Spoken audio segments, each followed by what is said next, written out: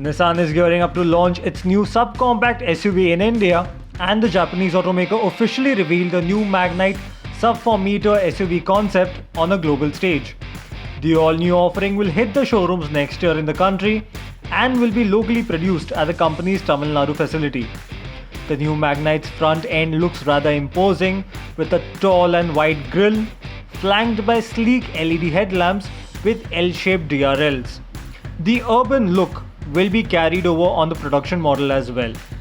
The upcoming Magnite will be underpinned by the CMF A+ modular platform that also underpins the Renault Triber in India.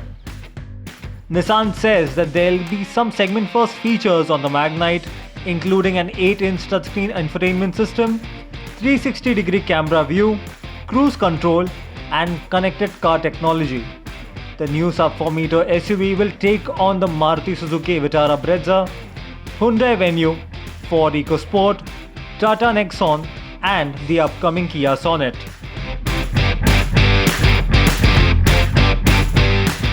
The new generation Audi RS7 Sportback has been finally launched in India, priced at 1 crore 94 lakh rupees ex-showroom. Bookings for the new performance offering was opened last month for a token amount of 10 lakh rupees, and deliveries will begin for the model from August this year.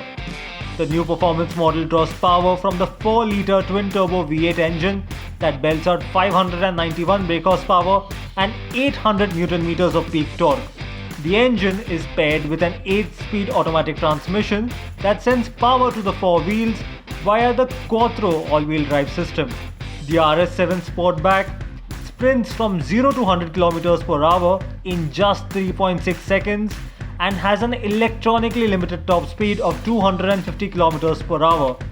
With the Dynamic Plus package, you can increase it to 305 km per hour. It also gets a 48-volt mild hybrid system along with cylinder-on-demand technology. Visually, the new Audi RS7 Sportback gets a sharp new grille, matrix LED headlights, larger air intakes, flared wheel arches, and a single-piece tail light that stands out. The coupe roofline though remains distinctive. The new model comes to India as a completely built unit and takes on the BMW M5 and the Mercedes-AMG E63S in the segment.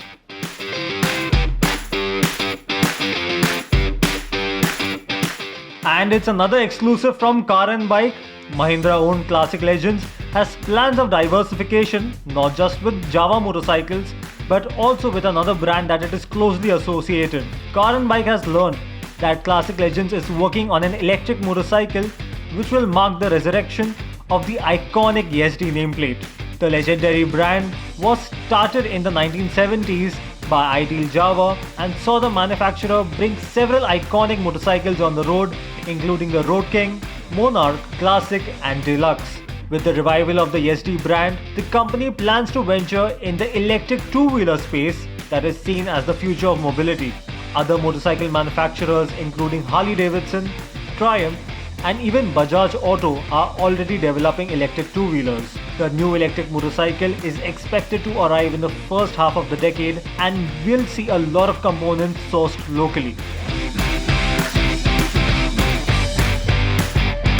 Everything that's hot, new, exciting and relevant for you from the automobile world is on our Car and Bike channel. Don't forget to subscribe.